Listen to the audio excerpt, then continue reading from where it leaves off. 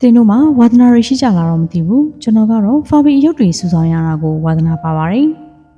ဒါကကျွန်တော်မိဘတွေစီကအမွေရခဲ့တာဖြစ်ပြီးတော့ကျွန်တော်မိဘတွေကအရှင်တွေကဖာဘီစူဆောင်သူတွေပဲဖြစ်ပါတယ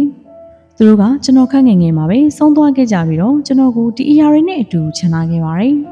်ဒီဝါသနာသေးသေးလေးကကျွန်တော်ဘဝကိုအန္တရာယ်ဖြစ်စေပြီးတော့လူသားတွေမမြင်သင့်တဲ့အရာတွေကိုမြင်ခဲ့ရမယ်လို့ကျွန်တော်ဘယ်တော့မှမတွေးခဲ့ဘူးပါဘူးကျွန်တော်အဲ့ဒီနေ့ကကျွန်တော်ရဲ့အချိန်တွေကိုအမေဆုံးမှာပဲကုန်ဆုံးခဲ့ပြီးတော့ဖာဘီအယုတ်တွေကိုတွေ့ဖို့အတွက်ဆူတောင်းနေခဲ့ပါတယ်။တရက်ကျွန်တော်အဟောင်းဆိုင်တစ်ခုရဲ့ဗရင်ပေါက်ကနေပိုက်အောင်ဖာဘီအယုတ်လေးကိုတွေ့လိုက်ရတာကြောင့်ကျွန်တော်ချက်ချင်းပဲသွားပြီးတော့ဝယ်ဖို့လုပ်ခဲ့ပါတယ်။အဟောင်းဆိုင်ပိုင်ရှင်ရဲ့ပုံစံကထူးဆန်းပြီးတော့ကြောင်တောင်နိုင်ပါတယ်။ပိုက်အောင်ဖာဘီလေးကကျွန်တော်မြင်ဘူးသမျှတွေမှာချစ်စရာအကောင်းဆုံးလို့ပြောလို့ရပါတယ်။ကျွန်တော်အိမ်အပြန်လမ်းမှာအဟောင်းပစ္စည်းရောင်းနေတာကိုဖြတ်သွားတဲ့အချိန်ကျွန်တော်မျက်လုံးထောင်းကနေခုံပေါ်တင်ထားတဲ့မျက်လုံးအနီရောင်နဲ့အနက်ရောင်ဖာဘီလေးကိုတွေ့လိုက်ရပါတယ်။သူ့ရဲ့မျက်နှာကလှလှပပမရှိဘဲနဲ့အမွှေးတွေကလည်းတော်တော်လေးကိုအခြေအနေဆိုးပါတယ်။ကျွန်တော်အနက်ရောင်ဖာဘီတွေကိုမြင်ဘူးခဲ့ပေမဲ့ဒီတစ်ခုလိုအရာမျိုးကိုတော့တစ်ခါမှမမြင်ဘူးခဲ့ဘူးပါဘူး။သူ့ပုံစံကကလေးတွေအတွက်တော့အိမ်မက်ဆိုးလိုပါပဲ။ကျွန်တော်ကားတွေကထွက်လိုက်ပြီးတော့ချက်ချင်းဝယ်လိုက်ပါတယ်။သဘောကောင်းတဲ့ပုံစံပေါက်တဲ့ကောင်မလေးစီကနေပတ်စံတဲ့နဲ့ကျွန်တော်ရခဲ့ပါတယ်။ကျွန်တော်ထွက်မသွားခင်သူမကအနောက်ကနေကျွန်တော်ကိုလှမ်းပြောခဲ့ပါတယ်။အိုင်ဗင်ကိုကျူးဆိုင်ပြီးမယ်မလား။သူ့မှာနာမည်ရှိတာလား။ဟုတ်တယ်သူကကျမအဖွားရဲ့အယုတ်ပဲ။ဒါပေမဲ့ကျမဒါကိုပြန်ပြင်လာတာ။ကျမရဲ့ကလေးဘွားတစ်ချောင်းလုံးသူနဲ့အတူတူစောခဲ့တာ။အခုကောလိပ်တက်ရမယ်ဆိုတော့သူ့ကိုမယူသွားနိုင်တော့ဘူးလေ။စိတ်မပူပါနဲ့ငါသူ့ကိုစောင့်ရှောက်ပေးပါပါ။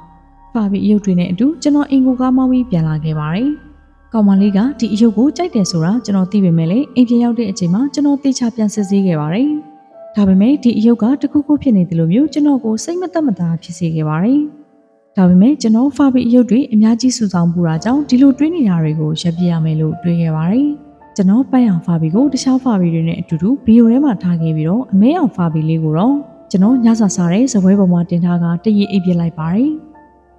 ကျွန်တော်ပြန်လို့လာတဲ့အချိန်မှာညဘက်ရောက်နေခဲ့တာကြောင့်ကျွန်တော်အိယာဘေးကမီးအိမ်ကိုသာဖွင့်လိုက်ပါတယ်။ကျွန်တော်မီးအိမ်ကိုဖွင့်လိုက်တဲ့အချိန်မှာအနက်ရောင်ဖာဘီကအိယာဘေးကမီးအိမ်ရဲ့ဘေးမှာရောက်နေခဲ့ပါတယ်။ဒါဘယ်လိုလုပ်ဖြစ်နိုင်မှာလဲ။ငါဒီအယုတ်ကိုစပွဲပေါ်တင်ထားခဲ့တာပါ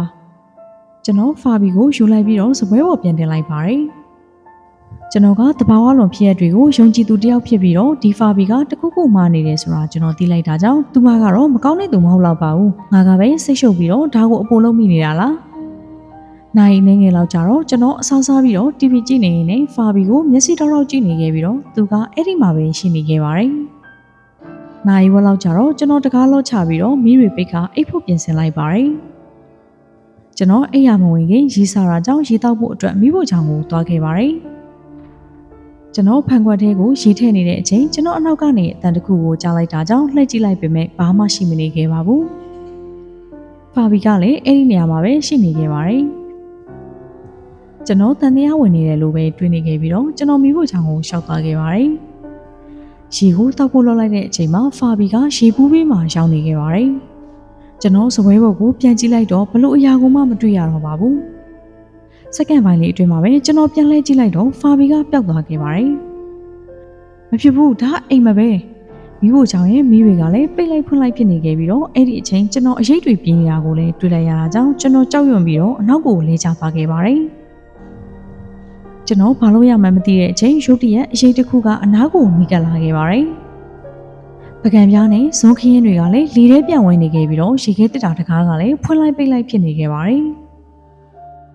မိဖို့ကြောင့်ထဲမှာငရဲပွက်တယ်လို့ဖြစ်သွားခဲ့ပြီးတော့ရုတ်တရက်မီးတွေကလည်းပြတ်သွားခဲ့ပြီးတော့တိတ်ဆိတ်ခြင်းကသာကြီးဆိုးသွားခဲ့ပါတယ်။အဲ့ဒီအချိန်ကျွန်တော်တခြားအရာတွေကိုမတွေးတော့ဘဲနဲ့ဖာဘီကိုအဝေးလွတ်ပြက်ကကျွန်တော်တက်နိုင်သမျှမြင်အိမ်ထဲကနေပြေးထွက်ခဲ့ပါတယ်။ကျွန်တော်တကားတွေဖွင့်ခဲ့တာကိုလည်းဂယူးမဆိုင်သလိုကျွန်တော်ရဲ့ညာရေးဝတ်စုံကိုလည်းဂယူးမဆိုင်တော့ဘဲနဲ့ဘာဆိုဘာမှဂယူးမဆိုင်ဘဲနဲ့စက်တိုက်ကိုသာပြေးနေခဲ့ပါတယ်။ကျွန်တော်နောက်လည်းမကြည့်ပဲတက်နိုင်သမျှမြန်ပြေးရင်းနဲ့ကျွန်တော်အိမ်သားကထိုင်စရာနေရာလေးတစ်ခုမှတညလုံးနေခဲ့ရပါတယ်။